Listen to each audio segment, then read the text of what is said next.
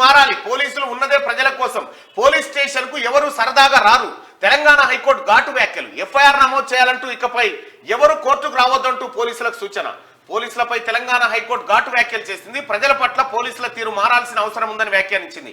పోలీసులు ఉన్నది ప్రజల కోసం, వారిని భయాందోళనకు గురి చేయడానికి కాదన్నది. తమ పట్ల అనుచితంగా ప్రవర్తించిన వ్యక్తిపై ఫిర్యాదు చేసిన కరీంనగర్ 2వ పట్టణ పోలీసులు ఎఫ్ఐఆర్ నమోదు చేయకపోవడానికి సవాల్ చేస్తూ ఓ మహిళ హైకోర్టులో పిటిషన్ దాఖలు చేశారు. దీనిపై ప్రధాన న్యాయమూర్తి ధర్మాసనం విచారణ చేపట్టింది.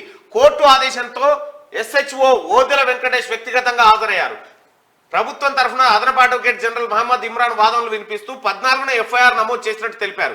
ఎఫ్ఐఆర్ నమోదులో జాప్యాన్ని ప్రభుత్వ న్యాయవాది సమర్థించినందుకు వారి తరఫున ఏఏజీ క్షమాపణలు కోరారు.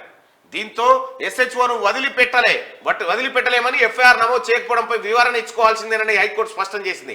ఎఫ్ఐఆర్ నమోదు చేసినందున పిటిషన్ పై అభ్యర్థులను మూసివేస్తున్నామని SHO వివరణ నిమిత్తం చేసినట.